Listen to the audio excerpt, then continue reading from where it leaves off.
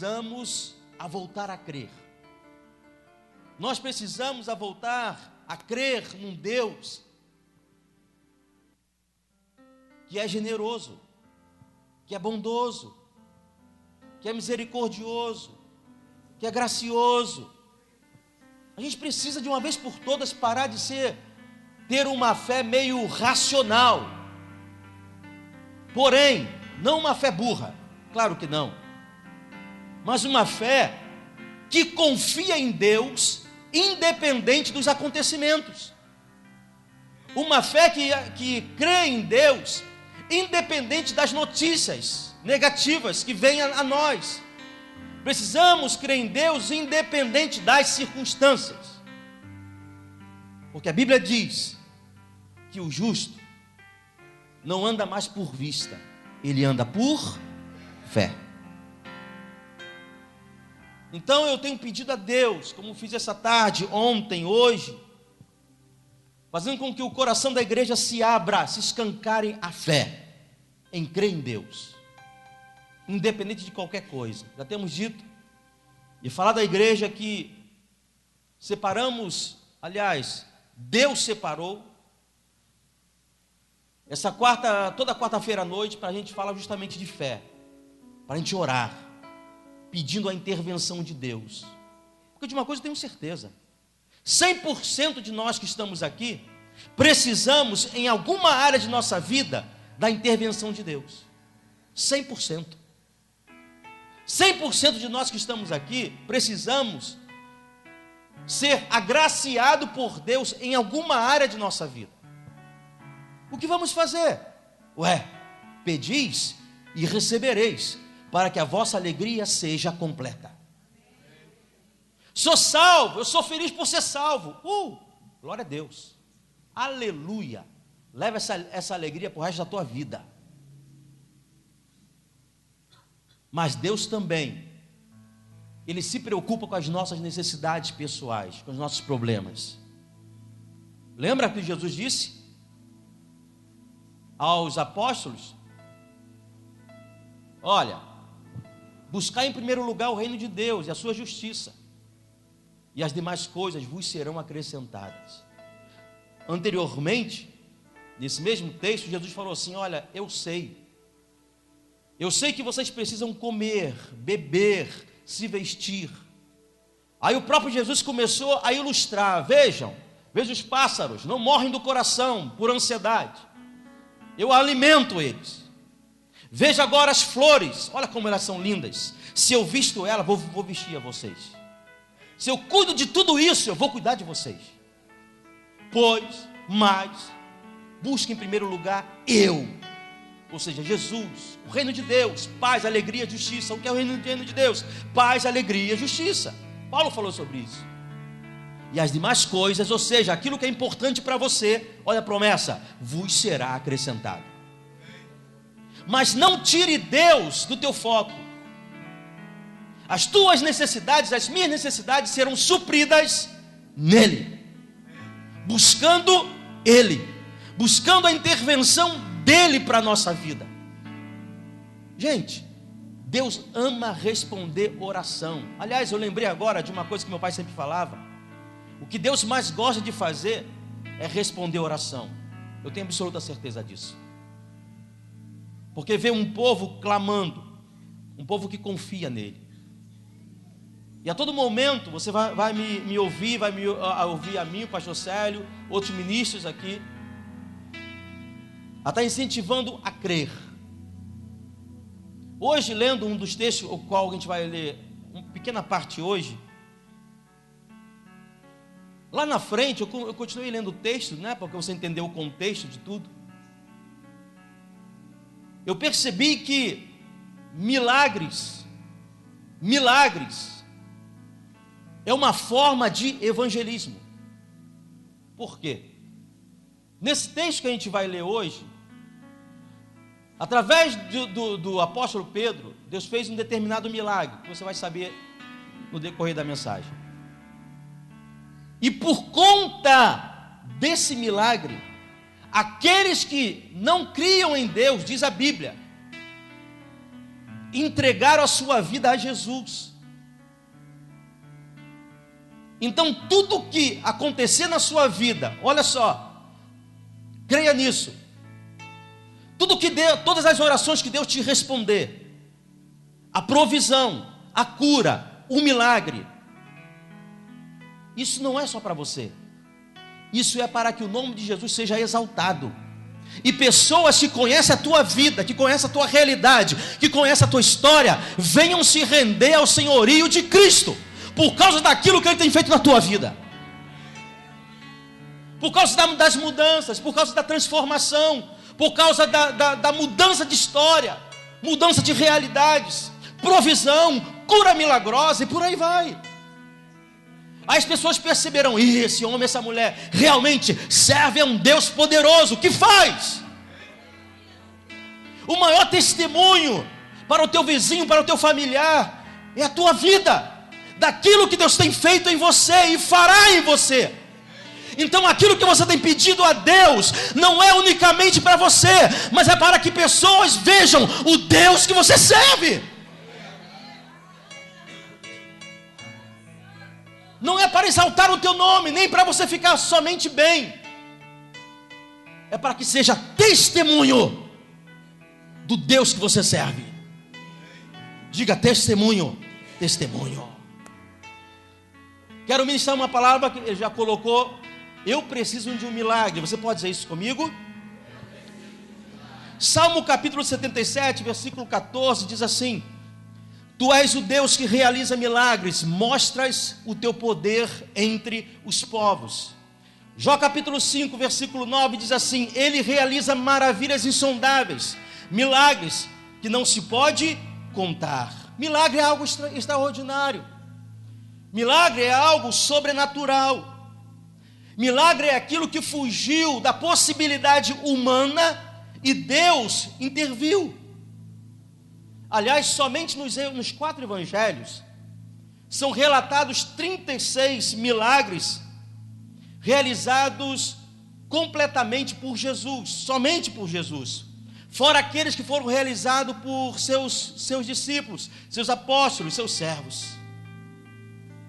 Eu creio muito que a Bíblia é um livro de milagres. Aliás, gente, a Bíblia é um milagre. Quem conhece a história da Bíblia, os irmãos que vão começar a fazer o seminário aqui, você vai conhecer. Quem conhece a história da Bíblia, o entorno da Bíblia, vai perceber que a Bíblia é um puro milagre de Deus. Ao Corão veio de quem? Maomé. Mormons, para chamar Joseph Smith, que de santo eles não têm nada. O Evangelho segundo Allan Kardec veio através dele mesmo. Mas a Bíblia é o único livro que foi escrito por 40 homens, que da maioria deles não se conheciam. Foi escrito em torno de 1600 anos. Foi escrito no palácio, foi escrito na ilha, foi escrito no deserto, foi escrito nas cadeias, foi escrito por homens em momentos felizes e em momentos angustiantes. E no decorrer dos anos, várias vezes, você vai aprender isso no seminário, várias e várias vezes, tentaram extirpar a Bíblia da face da terra. Por que não conseguiram? Porque Bíblia é o sopro de Deus. Porque Bíblia é a boca de Deus. Porque a Bíblia é aquilo que Deus quer para o homem. Porque a Bíblia é aquilo que Deus quer para mim e para a tua vida. Você pode dizer amém comigo? Amém. Abra sua Bíblia, por favor. Eu não coloquei aqui. Atos capítulo 3. Passa aí, Tiago. Atos capítulo 3, do 1 ao 10.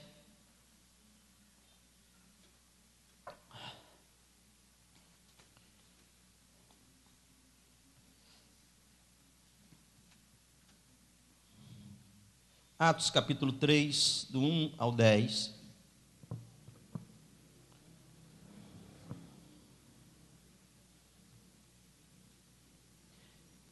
Eu estarei lendo na versão NVI, ok? Prefiro a King James, mas King James fica um pouco diferente da sua. Por que você prefere King James, pastor? Deixa para lá. Não quero ficar puxando sardinha para...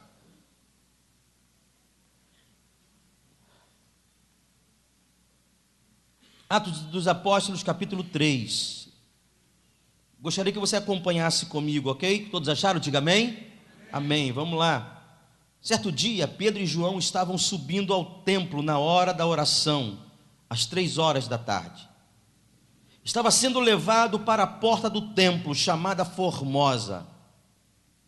Um aleijado de nascença, que ali era colocado todos os dias para pedir esmola aos que entravam no templo, vendo que Pedro e João iam entrar no pátio do templo, pediu-lhes esmola. Pedro e João olharam bem para ele e então Pedro disse: olhe para nós. O homem olhou para eles com atenção, esperando receber deles alguma coisa. Disse Pedro: não tenho prata nem ouro, mas o que tenho, isto lhe dou. Em nome de Jesus o Nazareno, ande. Segurando-o pela mão direita, ajudou-o a levantar-se. Imediatamente os pés e os tornozelos do homem ficaram firmes. E de um salto pôs em pé e começou a andar. Depois entrou com eles no pátio do templo, andando, saltando e louvando a Deus. Quando todo o povo o viu andando e louvando a Deus, reconheceu que era ele o mesmo homem que costumava mendigar, sentado à porta do templo chamada Formosa. Todos ficaram perplexos e muito admirados com o que lhe tinha acontecido. É justamente esse texto que eu estava falando a respeito. Depois, quando você puder ler em casa, o texto vai continuando. E Pedro aproveita para ministrar no templo. Ele diz assim: vocês acham que isso aconteceu por causa de mim? Não. Interessante que, na palavra mais original, Pedro diz assim: isso aconteceu por causa do nome de Jesus. Claro que Pedro foi muito bíblico, porque tudo está no nome de Jesus. Tudo está debaixo da vontade, do nome, do sangue de Jesus. Agora, o que é necessário para recebermos o milagre de Deus? Primeiro, exercite a sua fé. Diga comigo. No versículo 6 e 7, diz assim, leiam comigo, por favor. Não tenho prata nem ouro, mas o que tenho, isto lhe dou. Em nome de Jesus Cristo, ande. Segurando-o pela mão direita, ajudou-o a levantar-se. Esse homem só foi curado porque resolveu agir com fé. Como, pastor? Simples. Ele estendeu a sua mão para Pedro. Ele teve a atitude de estender a sua mão para Pedro. Na verdade, gente, ele estava ali para receber esmolas de Pedro. Olha só, diz o texto que esse cara, um anônimo, estava no templo, na escadaria do templo todos os dias. E a Bíblia também diz que Pedro e João iam ao templo todos os dias. Então, conclua-se, posso conjecturar que eles se encontravam sempre. E acredito, como os discípulos eram generosos, não era meio pão duro, porque aprenderam com Jesus a não ser pão duro, mão de vaca, como diz o outro aí. Com toda certeza, Pedro, algumas vezes, Pedro e João deu esmola a esse cara. Pedro vira para ele e diz assim: olha, eu não tenho dinheiro. Aliás, o dinheiro que eu tenho aqui é para comprar pão que a minha esposa mandou. E se eu não voltar com pão fresquinho, como dizem as mulheres, eu vou apanhar em casa. Claro que, aí ele continuando esse diálogo, ele diz assim: olha, mas eu tenho uma coisa que eu posso te dar. Ande. Eu tenho a comunhão com Deus, eu conheço Jesus. Aliás, eu conheci Jesus face a face, cara a cara, eu andei com Ele. Então, por causa do nome dEle, eu posso dizer para você: ande. Aquele homem, claro, ele não sabia o que, até aquele momento, ele não sabia o que Pedro podia o oferecer. Mas interessante, gente, até que Pedro estendeu a mão, e esse cara anônimo também, ele estende a sua mão, pega na mão de Pedro. Olha que coisa interessante, ele foi informado que não tinha dinheiro, que não era dinheiro, mas era alguma coisa. Pedro estende a sua mão para ele, ele também repete a mesma atitude e estende a sua mão diante de Pedro. Esse foi o plano de fé desse cara. Primeiro que ele estava ali para pedir dinheiro, esmola. E Pedro disse para ele que não tem mais, acabou o dinheiro. Tinha que levar a mulher no shopping. Não tem mais dinheiro. Estende a mão para ele, e ele, mesmo assim, sem ter o que receber financeiramente, ele estende a sua mão e dá um passo de fé. Simples passo de fé. Estendeu a mão. O que eu quero dizer com isso? Deus sempre vai requerer um passo de fé da minha parte e da sua. Sempre, pastor. Filho, sempre. No caminho do milagre, sempre haverá a participação de Deus e minha. A minha participação é aquilo que eu posso fazer, e a participação de Deus é naquilo que eu não tenho como fazer. Então, tudo que tiver ao teu alcance para fazer, faça. Aquilo que não der para você fazer mais, deixa com Deus, que Ele fará. Você pode dizer amém comigo? Amém. O que é necessário para receber o milagre da parte de Deus? Segundo, nunca pense que Deus esqueceu de você. Diga isso comigo, por favor. No versículo 1, na parte A, diz assim: certo dia, Pedro e João estavam subindo ao templo. Como eu disse, Pedro e João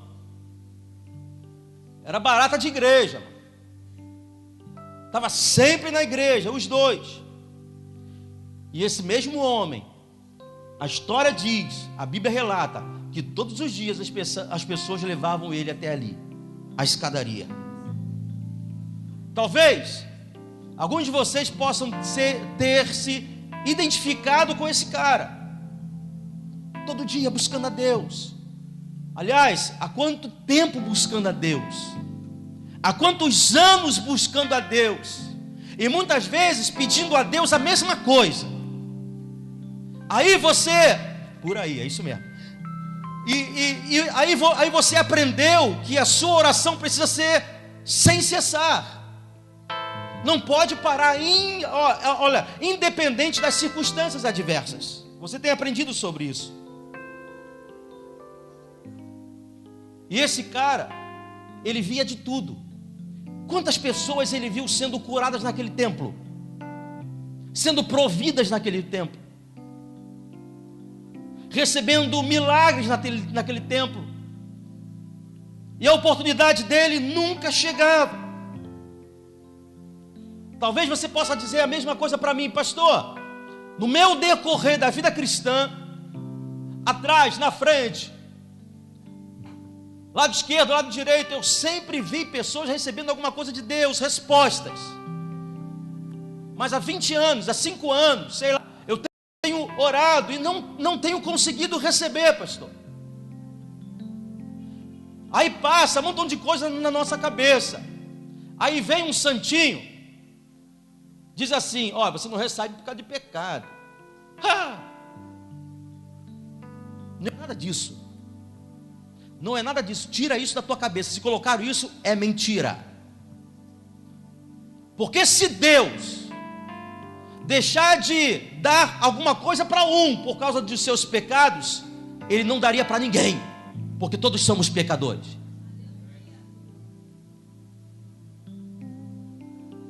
Aí, algumas vezes passou na sua cabeça, talvez, Deus se esqueceu de mim. Quantas vezes você falou isso? Ou pensou assim? Ou sonhou que fosse assim? Ou se sentiu inferior a outras pessoas? Mas se a gente conhecer Bíblia, a gente vai ver que não tem nada a ver com isso.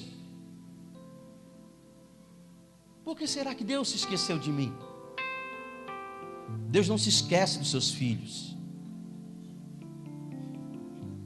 Há algo, biblicamente falando, que não tem como nós respondermos, por causa da soberania de Deus. Deus sabe como fazer, quando fazer, na hora que fazer, da maneira que Ele quer fazer. Mas de uma coisa você pode ter certeza: Deus nunca se esquecerá de você. Isso eu afirmo, baseado também em Isaías, capítulo 49, que diz assim: haverá mãe que possa esquecer seu bebê que ainda mama e não ter compaixão do filho que gerou? Embora ela possa esquecê-lo, eu não me esquecerei de você. Veja, diga comigo, veja. Mais uma vez, veja. Ou seja, é Deus provando: veja, eu gravei você nas palmas das minhas mãos. Se Ele gravou o meu nome nas palmas da mão dele, é impossível dele esquecer de mim. É impossível ele esquecer de você. Ele sabe das suas necessidades, do passado, do presente, do futuro. Ele conhece tudo. Você talvez possa até reclamar, murmurar algumas vezes quanto ao tempo, mas nunca reclame do esquecimento de Deus, porque isso não acontece. Deus está ouvindo todos os dias a sua oração e vai responder. E vai responder. Você pode dizer amém comigo? E vai responder da maneira dele, da forma dele, do jeito dele. E para a gente terminar, para a gente poder orar, como conseguir e receber um milagre vindo da parte de Deus? Terceiro, jamais espere pouco de Deus. Diga isso comigo, por favor. Jamais espere pouco de Deus. No versículo de número 5, diz assim: o homem olhou para eles com atenção, esperando receber deles alguma esmola. Se você estiver nessa noite esperando de Deus alguma coisa, de uma coisa eu tenho certeza: Deus não te dará esmola. E Deus não te dará nada pela metade. Deus não te dará isso. Porque Deus, quando faz, Ele faz completamente. E é justamente isso que a gente vê no versículo de número 3. O coxo pediu a Pedro: olha, me dá uma esmola. Só que naquele dia, Deus não tinha mais esmola para dar. Deus tinha algo grande para dar para aquele homem. Pare de pedir esmola a Deus. Pare de pedir a Deus para fazer um jeitinho. Todas as vezes quando você orar, entrar na presença de Deus, aliás, o apóstolo Paulo, ele ensina: entremos com ousadia diante de Deus. Eu entendi porquê dessa palavra, da ousadia. Você precisa pedir licença para entrar na casa do teu pai? Você precisa pedir licença para mexer na geladeira da tua mãe? Não. Foi por isso que Paulo falou: olha, entre com ousadia, o pai é teu. Ele é generoso, ele é o teu pai. Aleluia. Para com aquela oração assim: paizinho, pode dar o pirulitinho. Para com esse negócio. Entremos, pois, com ousadia. E por que Pedro e João não deram esmola para ele? Porque naquele dia Deus não tinha mais esmola para dar. Deus tinha o que ele mais imaginava. Deus tinha um milagre. Deus tinha um quê? Deus tinha o quê? Se Deus tinha um milagre para aquele homem anônimo, o que Deus tem para a tua vida? O que Deus pode reservar para a nossa vida? Por favor, por favor. Eu tenho falado isso nas reuniões de líderes e falo aqui nos cultos. Por favor, não espere mais pouco de Deus para a primeira igreja batista da Rocinha. Por favor, senão você vai estar orando ao contrário do teu pastor. Todos os projetos e planos que nós temos colocado diante de Deus, para muitos é loucura. Pode ser loucura para muitos, mas para Deus é milagre. E Ele pode fazer milagres. Olha só, quando a Bíblia fala de vida, ela fala de vida abundante. Quando a Bíblia fala de salvação, fala de grande salvação. Diga comigo: grande salvação. Quando a Bíblia fala de bênçãos, fala de ricas bênçãos. Quando a Bíblia fala de frutos, a Bíblia fala muitos frutos.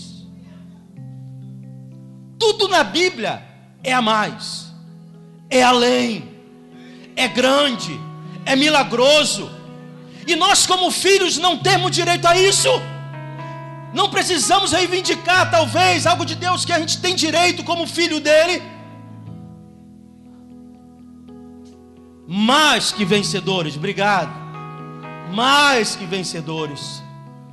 Aí, Efésios capítulo 3, versículo 20 diz assim: aquele que é capaz de fazer infinitamente mais do que tudo o que pedimos ou pensamos, de acordo com o seu poder que opera em nós, a Ele seja glória.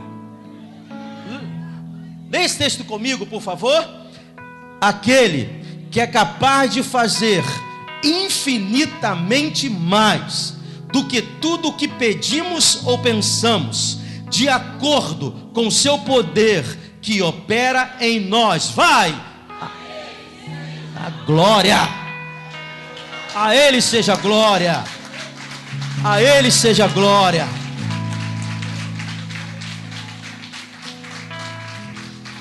Note o texto.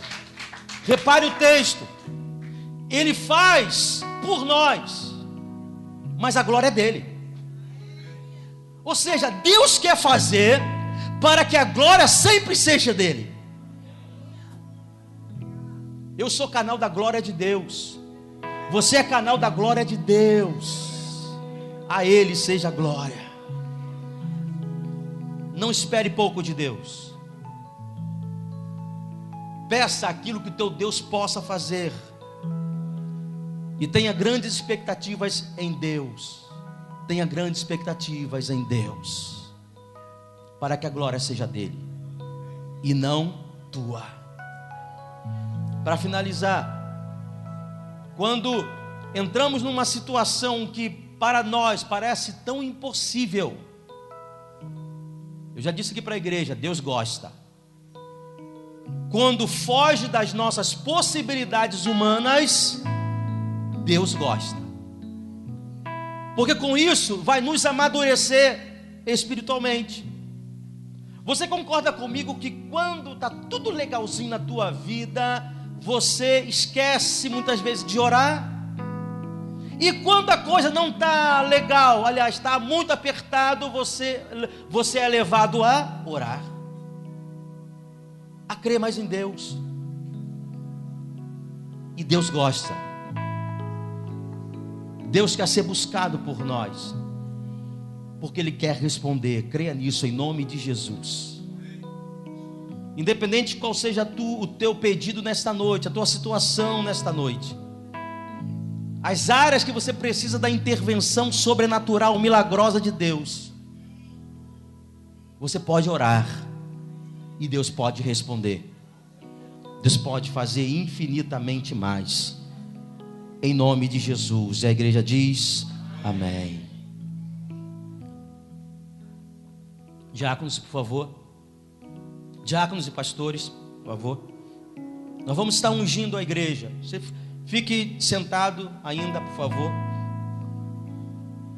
Nós vamos estar ungindo a igreja. É uma atitude profética, é um ato profético de fé. Você vai se deixar ser ungido. Isso é uma atitude de fé. Eu quero. Pequena, parece pequena, mas para Deus, Ele basta apenas uma fé do grão de mostarda para fazer algo na nossa vida, para fazer algo na tua vida.